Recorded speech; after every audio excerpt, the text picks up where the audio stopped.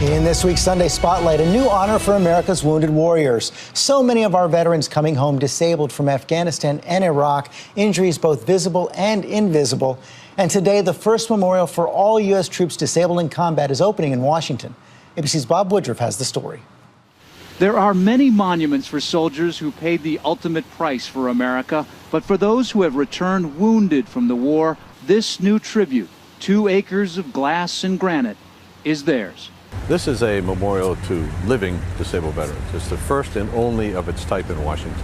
When we memorialize, when we give honor to those that we lost in the wars, those who died, it's looking back, but this is more looking forward. We have to remember that when you come home from war, your battle is just beginning. And it's going to last the rest of your life. And someone has to be there to take care of it. Art Wilson co-founded the group that built the memorial and is a disabled veteran who served in Vietnam. There are nearly 4 million veterans suffering from wounds today, and this weekend, hundreds of them have been pouring in from around the country for the dedication. When tourists come here starting Monday, they'll likely meet Park Ranger James Pierce. This isn't just a regular job for him. As an Army sergeant, he was severely wounded 2 years ago by a suicide bomber in Afghanistan. 3 members of his unit were killed.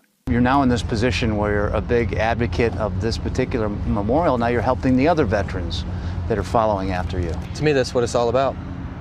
It's helping one another just to make it through it. So you're all a team now. One team, one fight.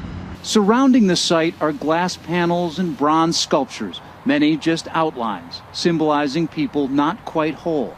Many Americans have never met a disabled veteran, insights into their lives sometimes only captured by Hollywood.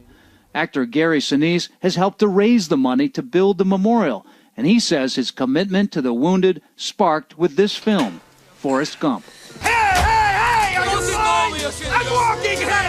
I just found that there was something that I could do as a public person to recognize, first of all, what they were going through, show some gratitude and some appreciation, and draw some attention. Now we've got wars that are now winding down that are the worst in terms of wounds in the wars we've ever had.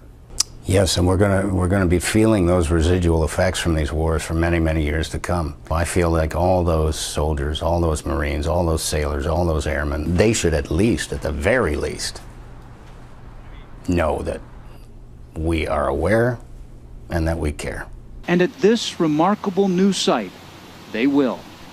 For this week, Bob Woodruff, ABC News, Washington. Amen to that. We all are aware, we all care. And now we honor our fellow Americans who serve and sacrifice. This week, the Pentagon announced the deaths of 3 service members supporting operations in Afghanistan and Iraq.